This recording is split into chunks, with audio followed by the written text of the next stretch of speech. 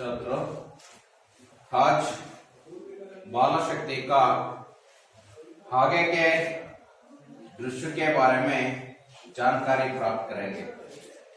उसके पहले कल जगत राम आर्य जी लिखा हुआ बाल शक्ति में एक लघु नाटिका है।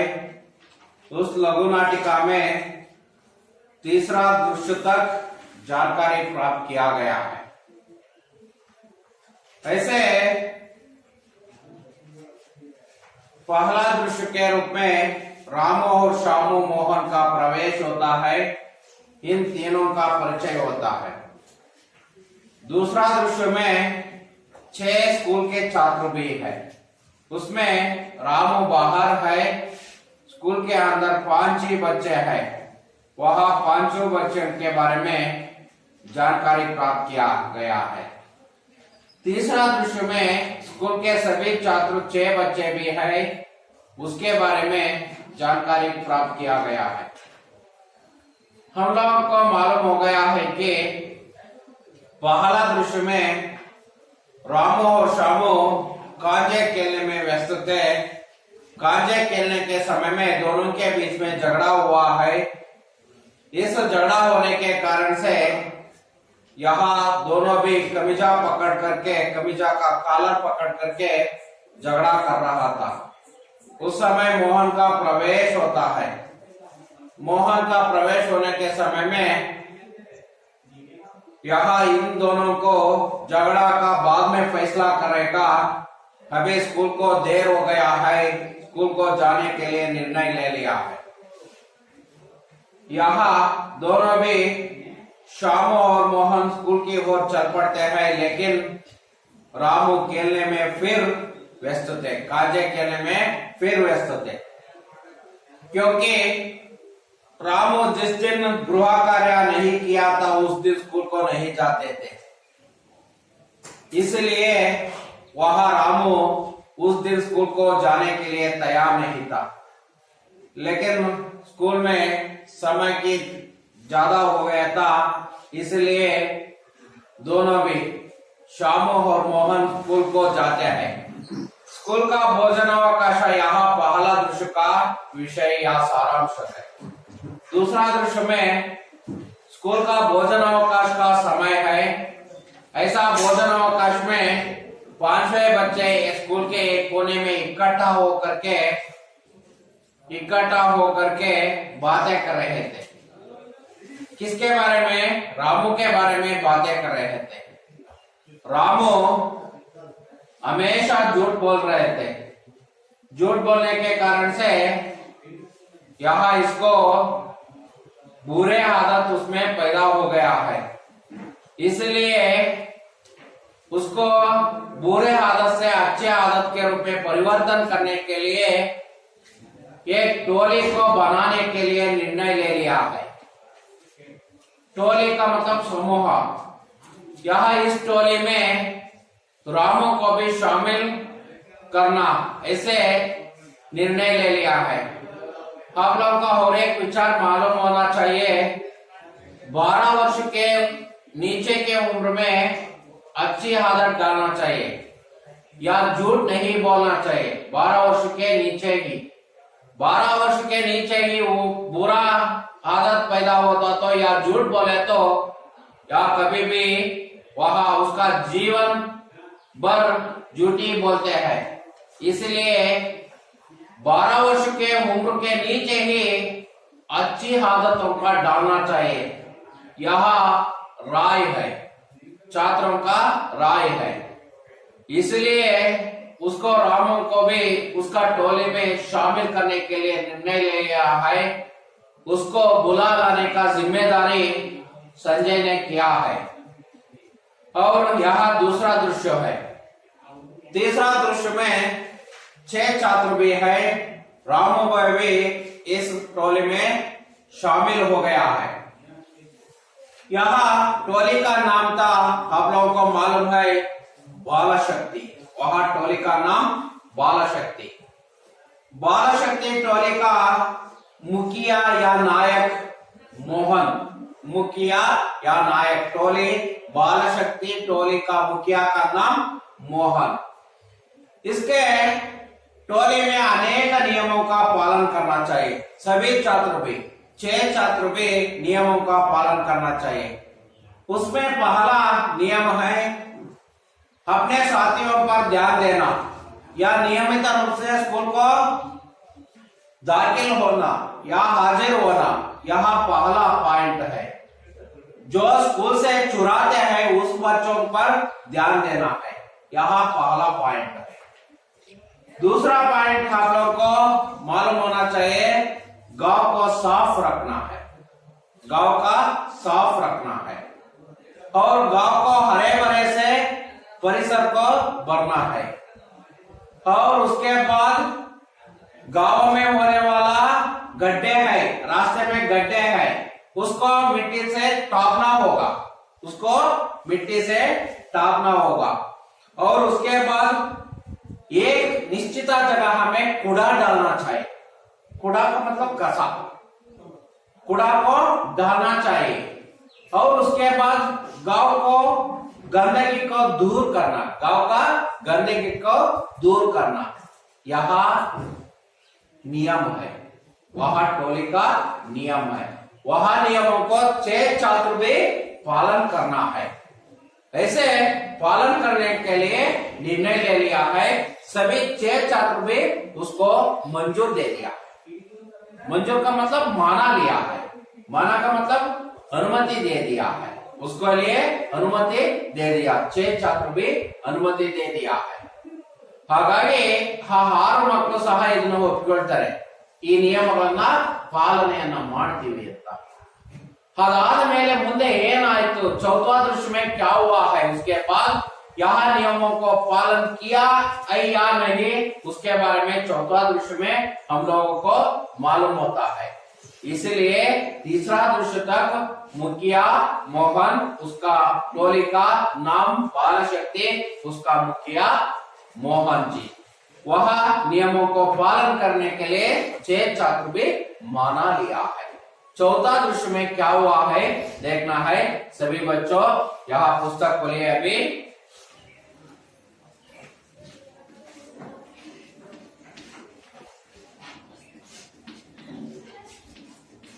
ಸಾರಾಂಶವನ್ನು ಮಕ್ಕಳ ಕನ್ನಡದಲ್ಲಿ ಹೇಳ್ಬೇಕಾ? ಮಾತಾಡ್ರ ಮಾತಾಡಿ, ಪರವಾಗಿಲ್ಲ, ನೋ ಪ್ರಾಬ್ಲಮ್. ಸಾಕಲ್ಲ, ಹಿಂದಿಯಲ್ಲೇ ಹೇಳ್ರೆ. ಯಾಕಂದ್ರೆ ಹೇಳಿರ್ತೀವಲ್ಲ ಒಂದ್ಸಲ ಕನ್ನಡದಲ್ಲಿ, ಅದನ್ನೆಲ್ಲ ನಿನ್ನೆ ಕನ್ನಡದಾಗ ಹೇಳಿರ್ತೀನಿ, ಮತ್ತು ಕನ್ನಡದಾಗ ಹೇಳ್ಬೇಕಾ? ಏನ್ ಸಾಕಲ್ಲ, ಹಿಂದಿಯಲ್ಲೇ ಹೇಳ್ರೆ. ಇನ್ನೂ ಕನ್ನಡದಾಗ ಹೇಳಿದ್ರೆ ಹೇಳ್ತೀನಿ, ನನಗೇನು ಯಾಕೆ ಕನ್ನಡದಲ್ಲಿ ಹೇಳೋದ್ರಿಂದ ನಿಮಗೆ ಬರೆಯೋದಕ್ಕೆ ಸಮಸ್ಯೆ ಆಗುತ್ತೆ. ನಿಮಗೆ ಹಿಂದಿ ವರ್ಡ್ಗಳು ತಲೆ ಮೇಲೆ ಬೀಳ್ತಾ ಇದ್ರೆ ಅವಾಗ ಏನಾಗುತ್ತೆ, ನೀವು ಕಲಿಯೋದಕ್ಕೆ ಸಾಧ್ಯ ಆಗತ್ತೆ ಅಂತ. ಓಕೆನಾ?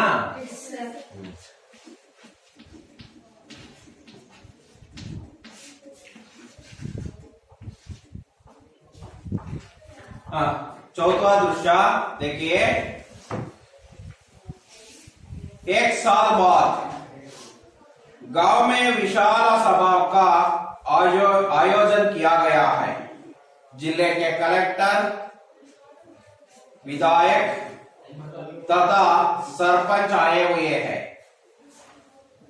गांव के सब लोग उपस्थित हैं।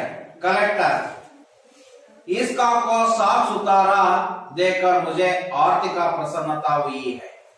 गांव को एक नया जीवन प्रदान किया गया है। इन बच्चों की जितनी बढ़ाई की जाए उतनी ही थोड़ी है। उन सब ने मिलकर गांव को स्वच्छ वातावरण दिया है। बाल शक्ति के कारण आपका गांव एक आदर्श गांव बना गया है। उपस्थित लोग तालियां बजाते हैं। कलेक्टर, सरकार की तरफ से बाल शक्ति टोली को 5,000 रुपए दिए गए हैं। उस टोली का मुखिया आकर यह राशि स्वीकार करे। मोहन जाता है।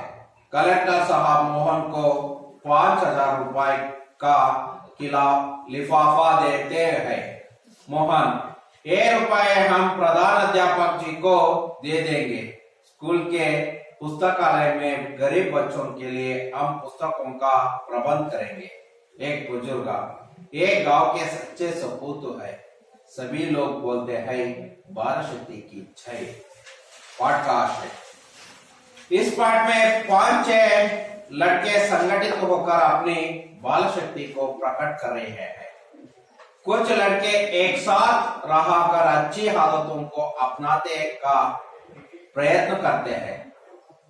इतना ही नहीं, सब बच्चे मिलकर अपने गांव को एक नया जीवन प्रदान करते हैं। इस पाठ द्वारा बाल शक्ति का महत्व बताया जा रहा है। बहुत बढ़िया।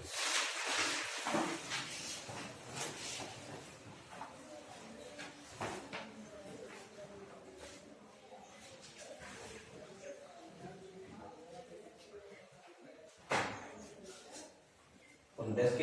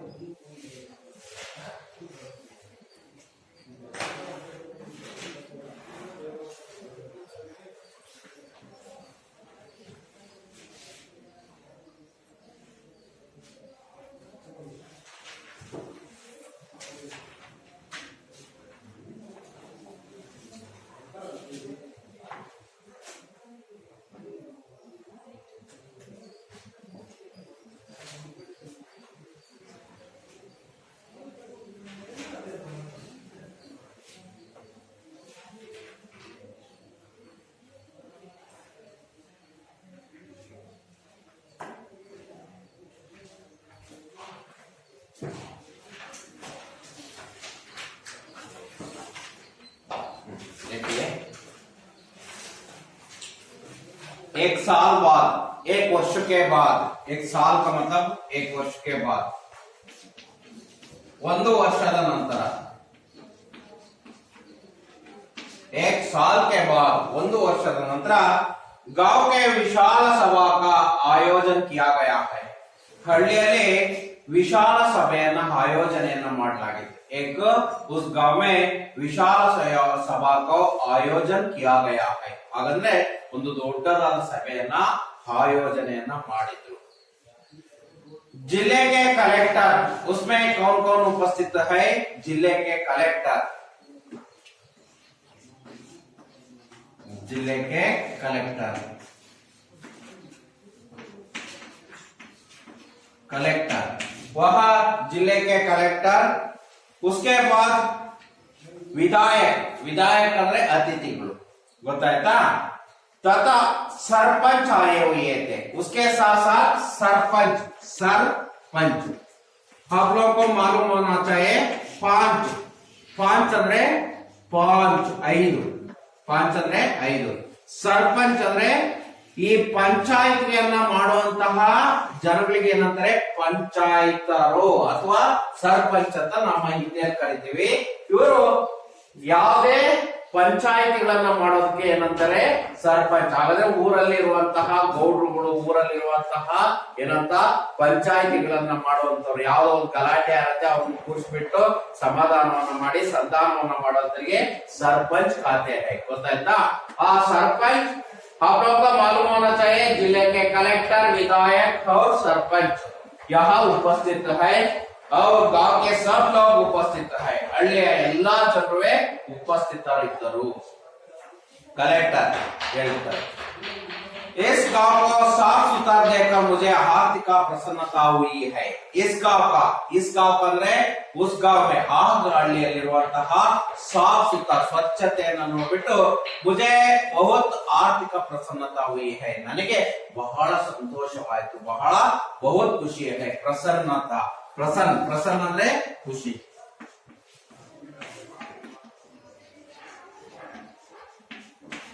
खुश हुआ है, ನನಗೆ ಬಹಳ ಖುಷಿ ಆಯಿತು. उसके साथ साथ गांव को एक नया जीवन प्रदान किया गया है. ಹಳ್ಳಿಯ ಒಂದು ಹೊಸ ಜೀವನವನ್ನೇ ಕೊಟ್ಟಂಗಾಯ್ತು. ಹಳ್ಳಿಯಲ್ಲಿ एक नया जीवन प्रदान किया गया है. ಹಳ್ಳಿಗೆ ಒಂದು ಹೊಸ ಜೀವನವನ್ನೇ. ಹಾಗಂದ್ರೆ ಹಳ್ಳಿಯ ಮೊದಲಿದ್ದಂತಹ ಹಳ್ಳಿಗೂ ಈಗ ಇರುವಂತಹ ಹಳ್ಳಿಗೆ ಹೊಸದಾಗಿ ಬದಲಾವಣೆಯನ್ನ ಮಾಡಿದಂಗಾಯ್ತು. इन बच्चों की जितनी पढ़ाई की जाए तो उतनी ही थोड़ी है. ಈ ಮಕ್ಕಳ ಬಗ್ಗೆ ಎಷ್ಟೇ ಹೊಗಳಿದ್ರೂ, जितनी बड़ाई, बड़ाई ಅಂದ್ರೆ ಪ್ರಶಂಸಾ. इन बच्चों के बारे में जितना बड़ाई किया तो, इन बच्चों के बारे में जितना प्रशंसा करे तो उतना ही थोड़ी है. ಹಾಗಾದ್ರೆ ಅವ್ರ ಬಗ್ಗೆ ಎಷ್ಟು ಹೊಗಳಿದರೂ ಸಹ ಕಡಿಮೆನೆ ಅಂತ. ಅವ್ರ ಬಗ್ಗೆ ಎಷ್ಟು ಹೊಗಳಿದ್ರು ಸಹ ಕಡಿಮೆನೆ. ಹಾಗಂದ್ರೆ ಅವ್ರಿಗೆ ಹೊಗಳಕ್ಕೆ ಆಗೋದಿಲ್ಲ, ಅವ್ರ ಬಗ್ಗೆ ಹೊಗಳಕ್ಕೆ ಆಗೋದಿಲ್ಲ ಅಂತ. ನೆಕ್ಸ್ಟ್, उन सब ने मिलकर गांव को स्वच्छ वातावरण दिया है. उन सब ने, ಇವರೆಲ್ಲರೂ ಸೇರಿ ಏನನ್ನ ಮಾಡಿದ್ದಾರೆ? गांव का स्वच्छ वातावरण दिया है. ಇವರೆಲ್ಲರೂ ಸೇರಿ ಹಳ್ಳಿಯನ್ನ ಸ್ವಚ್ಛವಾದಂತಹ ವಾತಾವರಣವನ್ನು ಕೊಟ್ಟಿದ್ದಾರೆ. बाल शक्ति के कारण आपका गांव का एक आदर्श गांव का बन गया है. ಯಾರ ಕಾರಣದಿಂದ? ಬಾಲಶಕ್ತಿಗೆ ಕಾರಣ, ಬಾಲಶಕ್ತಿಯ ಕಾರಣದಿಂದಲೇ आपका एक गांव आदर्श गांव बन गया है. ಈ ಹಳ್ಳಿಯನ್ನ ಒಂದು ಆದರ್ಶ ಹಳ್ಳಿಯನ್ನಾಗಿ ಮಾಡಿದ್ದಾರೆ. एक ಯಾರ ಕಾರಣ? इन ಬಾಲಶಕ್ತಿयों के कारण आदर्श गांव बन गया है. ಅವರ ಕಾರಣದಿಂದಲೇ ಒಂದು ಆದರ್ಶ ಹಳ್ಳಿಯಾಗಿ ಆಗಿದೆ. ಆದರ್ಶ गांव बन गया है. कलेक्टर, सरकार की तरफ से बाल शक्ति टोली को 5,000 रुपए दिए गए हैं. ನಾವೇನ್ ಮಾಡ್ತೀವಿ ಅಂತ ಹೇಳ್ತಿದ್ದಾರೆ.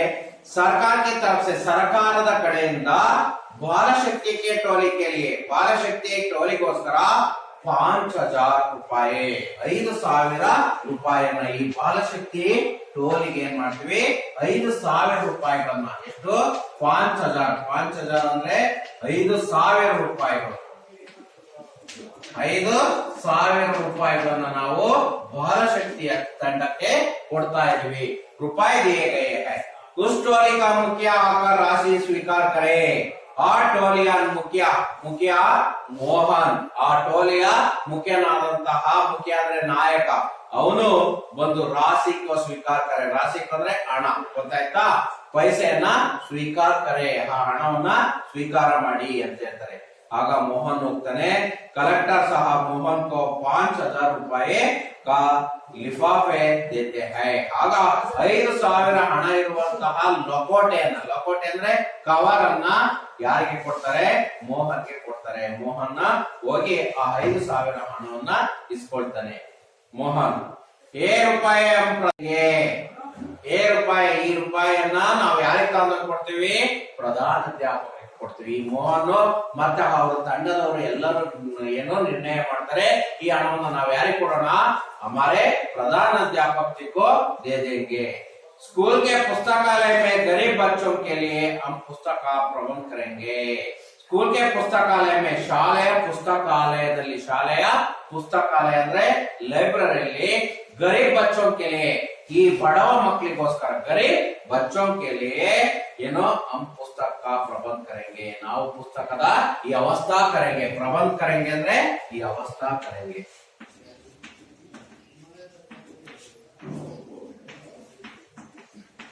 ವ್ಯವಸ್ಥಾ ಕರೆಂಗೆ. ಆ ಪ್ರಬಂಧ ಕರೆಂಗೆ ಅಂದ್ರೆ ಈ 5,000 ಹಣವನ್ನ ತೆಗೆದುಕೊಂಡ್ಬಿಟ್ಟು ಆ ಮಕ್ಕಳಿಗೆ ಹಳ್ಳಿಯಲ್ಲಿರುವಂತಹ ಗರೀಬ್ ಬಚ್ಚೋ, ಅದರಲ್ಲೂ ಬಡತನದ ಮಕ್ಕಳಿಗೆ ಆ ಪುಸ್ತಕದ ವ್ಯವಸ್ಥೆ ಮಾಡೋಣ 5,000 ಹಣದಿಂದ. ಏಕ್ ಬುಜುರ್ಗ, ಅಲ್ಲಿದ್ದಂತಹ ಒಬ್ಬ ಬುಜುರ್ಗ ಹೇಳ್ತಾನೆ. ನಾನು ಹೇಳಿದ್ದೆ ಬುಜುರ್ಗ ಅಂದ್ರೆ ಹಿರಿಯರು, ಗೊತ್ತಾಯ್ತಾ? ಅಥವಾ ವೃದ್ಧಾವಸ್ಥಾದಲ್ಲಿ ಇರುವಂತರು. ಏ ಗಾವ್ಗೆ ಸಚ್ಚೆ ಸಪೂತ್ ಹೈ. ಇವರು 6 ಜನ ಮಕ್ಕಳು ಇರ್ತಾರಂದ್ರೆ ಹಳ್ಳಿಯ ಸಚ್ಚ ಅಂದ್ರೆ ಸತ್ಯವನ್ನ ಹೇಳುವಂತಹ ಸಪೂತು. ಸಪೂತ್ ಅಂದ್ರೆ ಪೂತ್ ಅಂದ್ರೆ ಏನಂತ? ಮಕ್ಕಳು. ಸಪೂತ್ ಅಂದ್ರೆ ಒಳ್ಳೆಯ ಮಕ್ಕಳು. ಈ ಹಳ್ಳಿಯಲ್ಲಿರುವಂತಹ ಸತ್ಯವಂತ 5 ಮಕ್ಕಳು, 6 ಮಕ್ಕಳು ಇವರು ಅಂತ ಹೇಳ್ತಾರೆ. ಆಗ ರಾಮು ಸಹ ಒಳ್ಳೆ ಬುದ್ಧಿಯನ್ನು ಕಲ್ತಿದ್ದಾನೆ. ಈಗ ನಮಗ್ ಗೊತ್ತಾಯ್ತೇನಂದ್ರೆ ರಾಮುವನ್ನ ಪರಿವರ್ತನೆ ಮಾಡ್ರು. ಈ 5 ಜನ ವಿದ್ಯಾರ್ಥಿಗಳು ಸೇರಿಕೊಂಡು ರಾಮುವನ್ನ ಪರಿವರ್ತನೆಯನ್ನ ಮಾಡ್ರು. ಆಗ ರಾಮು ಸಹ ಒಳ್ಳೆಯ ಗುಣಗಳನ್ನ ಕಲ್ತ್ಕೊಂಡು ಆ ಹಳ್ಳಿಯ 5 ಜನಗಳ ಮಕ್ಕಳ ಜೊತೆಲಿ ಇವನು ಸೇರ್ಕೊಂಡು ಸಪೂತ್ ಬಚ್ಚೆ ಹೈ. ಸಪೂತ್ ಅಂದ್ರೆ ಒಳ್ಳೆ ಮಗುವಾದ. ಸಭಿ ಲೋಗ್ ಬೋಲ್ತೆ ಹೈ, ಎಲ್ಲರೂ ಹೇಳ್ತಾರೆ ಬಾಲಶಕ್ತಿ ಕಿ ಜೈ, ಬಾಲಶಕ್ತಿಗೆ ಜಯವಾಗಲಿ ಅಂತ ಹೇಳ್ತಾರೆ. पाठ का आशय हागाದ್ರೆ इस पाठ में 5-6 लड़के संगठित होकर अपनी बाल शक्ति को प्रकट कर रहे हैं. ಈ ಪಾಠದಲ್ಲಿ 5 ಅಥವಾ 6 ಮಕ್ಕಳು ಸಂಘಟಿತರಾಗಿ, ಸಂಘಟಿತರಂದ್ರೆ ಒಂದು ಕೂಡಿ, ಇಕ್ಕಟ್ಟ ಹೋಕರ್ अपने बाल शक्ति को प्रकट कर रहे हैं, ತನ್ನ ಬಾಲ ಶಕ್ತಿಯನ್ನ ಪ್ರಕಟವನ್ನು ಮಾಡಿದ್ದಾರೆ. कुछ लड़के एक साथ रहकर अच्छे आदतों को अपनाने का प्रयत्न करते हैं. कुछ लड़के, ಕೆಲವಷ್ಟು ಮಕ್ಕಳು ಒಂದು ಜೊತೆ ಸೇರ್ಕೊಂಡ್ಬಿಟ್ಟು ಒಳ್ಳೆ ಹವ್ಯಾಸವನ್ನ ತನ್ನದಾಗಿ ಮಾಡಿಕೊಳ್ತಾರೆ. इतनी ही नहीं, इष्टे अಲ್ಲ, सब बच्चे मिलकर अपने गांव को एक नया जीवन प्रदान करते हैं. ಎಲ್ಲ ಮಕ್ಕಳು ಸೇರ್ಕೊಂಡು ಹಳ್ಳಿಗೆ ಒಂದು ಹೊಸ ಜೀವನವನ್ನೇ ಕೊಟ್ಟಿದ್ದಾರೆ. इस पाठ के द्वारा बाल शक्ति का महत्व बताया जा रहा है. ಈ ಪಾಠದ ಮೂಲಕ ಬಾಲಶಕ್ತಿಯ ಮಹತ್ವವನ್ನ ತಿಳಿಸಲಾಗ್ತಾ ಇದೆ. ಬಾಲಶಕ್ತಿಯ ಮಹತ್ವ. अभी एक वाक्य का उत्तर की ओर ध्यान देना है. बच्चों की तारीफ किसने किया? बच्चों की तारीफ ಅಂದ್ರೆ ಹೊಗಳಿಕೆ, ಪ್ರಶಂಸೆಯನ್ನು ಯಾರು ಮಾಡಿದ್ರು? ಮಕ್ಕಳನ್ನ ಯಾರು ಹೊಗಳಿದರು? ಕಲೆಕ್ಟರ್, ಜಿಲ್ಲಾಕ್ಕೆ ಕಲೆಕ್ಟರ್ ಅಥವಾ ಬರೀ ಕಲೆಕ್ಟರ್ ಅಂತ ಬರೋದು ಸಾಕು ಮಕ್ಕಳೇ, ಅದು ಸರಿಯಾದ ಉತ್ತರ ಆಗುತ್ತೆ. रामू में अभी 2-3 वाक्य के और उत्तर देना के ध्यान देना. रामू में कौन कौन सी बुरी आदत है? ಹಾಗಂದ್ರೆ ಆ ರಾಮುನಲ್ಲಿ ಯಾವ್ಯಾವ ಕೆಟ್ಟ ಹವ್ಯಾಸಗಳು ಇದ್ದಿತ್ತು? ಯಾವ್ಯಾವ್ರೆ? एक झूठ बोलने की आदत. पहला क्या है? झूठ बोलने की आदत. झूठ बोलना ಅಂದ್ರೆ ಸುಳ್ಳನ್ನ ಹೇಳುವಂತದ್ದು. ಕಾಂಜಾ ಕೇಲ್ನಾ भी वह दूसरा ಏನೋ ಬೂರಿ ಆಗುತ್ತೆ, ಅದು ಎರಡನೇ ಕೆಟ್ಟ ಕೆಲಸ ಆಗಿರತ್ತೆ. ಇವು ಕೆಟ್ಟ ಕೆಲಸ. 2 ಅಂಕಕ್ಕೆ 2 ಪಾಯಿಂಟ್ ಅನ್ನು ಸಾಕು, ನಿಮ್ಗೆ ಅಂಕಗಳು ಸಿಗ್ತಾವ ಮಕ್ಕಳೇ. और दूसरा क्या है?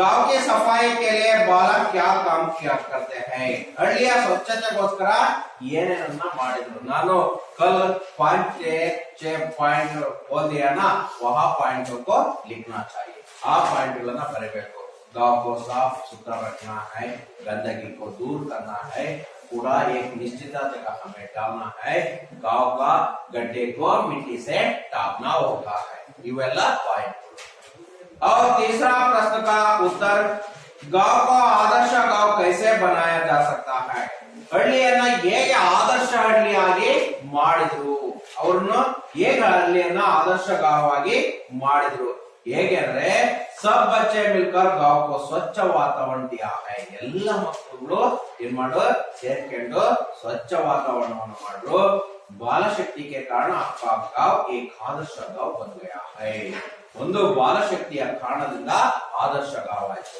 ಅದ್ರ ಜೊತೆಗೆ ಇನ್ನೂ 2 ಪಾಯಿಂಟ್ ಅನ್ನು ಸೇರಿಸ್ಕೋಬೇಕಾದ್ರೆ ನೀವು ಏನು गांव को हरा भरा रखा है ಗೊತ್ತಾಯ್ತಾ ಅಲ್ಲಿ ಯಾವ್ದ್ರಲ್ಲಿ ಹೇಳಿದ್ರು ಎರಡನೇ ಪ್ರಶ್ನೆಗೆ ಇದ್ದವಲ್ಲ ಅವೊಂದ್ 2 ಪಾಯಿಂಟ್ ಅನ್ನು ನೀವು ಎತ್ಕೊಂಡು ಅವ್ರ ಜೊತೆಗೆ ಆ ಕಾರಣದಿಂದ सब बच्चे मिलकर के गांव को स्वच्छ वातावरण दिया है बाल शक्ति के कारण आपका गांव एक आदर्श गांव बना गया है ओकेना नेक्स्ट पॉइंट मकले कलेक्टर साहब ने बच्चों की पढ़ाई में क्या कहा है ಹಾಗಂದ್ರೆ ಕಲೆಕ್ಟರ್ ಸಾಹಬ್ ಮಕ್ಕಳನ್ನ ಹೊಗಳುತ್ತಾ ಏನಂತ ಏನು ಪ್ರಶಂಸೆಯನ್ನ ಮಾಡುತ್ತಾ ಏನಂತ ಹೇಳಿದ್ರೆ इस गांव को साफ सुथरा देखकर मुझे आर्थिक प्रसन्नता हुई है गांव को एक नया जीवन प्रदान किया गया है इन बच्चों की जितनी बढ़ाई किया तो उतनी ही थोड़ी है इन सब ने मिलकर गांव को स्वच्छ वातावरण दिया है बाल शक्ति के कारण आपका गांव एक आदर्श गांव बन गया है अदु उसका 14वां प्रश्न का जवाब है 5000 रुपए मिलने पर मोहन क्या सोचता है 5000 ಹಣ ಸಿಕ್ಕಿದ ತಕ್ಷಣ ಅವನು ಏನಂತ ಯೋಚನೆಯನ್ನ ಮಾಡ್ದ वह 100 रुपयों का 1 रुपए हम प्रधानाध्यापक जी को दे देंगे स्कूल के पुस्तकालय में गरीब बच्चों के लिए हम पुस्तकों का प्रबंध करेंगे ಇದು ಅವನು ಯೋಚನೆಯನ್ನ ಮಾಡಿದ 2-3 वर्ष का उत्तर यहाँ है नेक्स्ट जोड़कर लिखिए बेईमान करने वाला अगर अप्रामाणिकತೆಯನ್ನ ಮಾಡುವಂತವರು ಯಾರು रामू उसका जवाब क्या है रामू टोली का नाम बाल शक्ति इनाम के रूपाಯಿ इनाम ಅಂದ್ರೆ ಬಹುಮಾನ ಅಂತ ಗೊತ್ತಿರಲಿ इनाम के ರೂಪಾಯಿ ಎಷ್ಟು ರೂಪಾಯಿ 5000 टोली का मुखिया ಹಾಗಾದ್ರೆ ಆ ಗುಂಪಿನ ನಾಯಕ ಯಾರಂದ್ರೆ ಮೋಹನ್ ये गांव के सपूत है ಯಾರು ಆವಾಗ್ಲೂ ಹೇಳಿದ್ದು बुजुर्ग ಗೊತ್ತಾಯ್ತಾ नेक्स्ट उसके बाद खाली जगह बरिए ಅದರಲ್ಲಿ ಒಂದೆರಡನ್ನ ಹೇಳಿದ್ರು ರಾಮು और शामू डैश खेल रहे थे ಯಾವ ಆಟವನ್ನ ಆಡ್ತಾ ಇದ್ರು ಕಾಂಜೆ खेल रहे थे ಕಾಂಜೆ ಆಟವನ್ನ ಆಡ್ತಾ ಇದ್ರು ಅನ್ನೋದು ಗೊತ್ತಾಯ್ತು ಮಕ್ಕಳೇ ಅದಾದ್ಮೇಲೆ डैश की कॉपी पर घर पर बोल आया है ಯಾವ ಕಾಪಿಯನ್ನ ಮರೆತು ಬಿಟ್ಟು ಬಂದಿದ್ರ ಗಣಿತ की कॉपी हवे से अच्छी डैश डालनी चाहिए आदत ಅಂದ್ರೆ अभ्यास डैश की गंदी आदतें छुटवाएंगे रामू की गंदी छुटवाएंगे रोज 1 घंटा गांव की डैश में लगवाएंगे स्वच्छता या साफ सुथरा में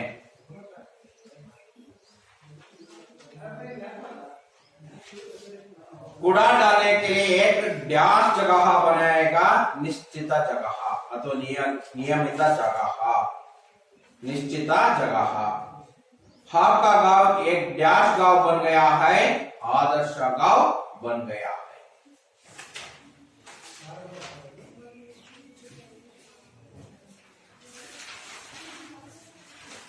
ನಾನು ಮೊದಲನೇ ದಿನನೇ ಆಲ್ರೆಡಿ ವಿಲೋಮ ಶಬ್ದಗಳನ್ನ ಹೇಳಿದ್ದೀನಿ ಮಕ್ಕಳೇ ಹೌದಲ್ವಾ ಹಾಗಾಗಿ ಇನ್ನ ಎಲ್ಲಾ ಅವುಗಳನ್ನ परीक्षा की दृष्टि से आने वाला सभी प्रश्नों के ओर ध्यान दिया है ಎಲ್ಲವನ್ನು ಕಡೆನೂ ಗಮನ ಹರಿಸ್ತಿದ್ವಿ. ಈ ಪಾಠದಲ್ಲಿ ಏನೇನ್ ಬರ್ತವೆ ಅವನ್ನೆಲ್ಲವನ್ನು ಗಮನ ಹರಿಸ್ತಿದ್ವಿ.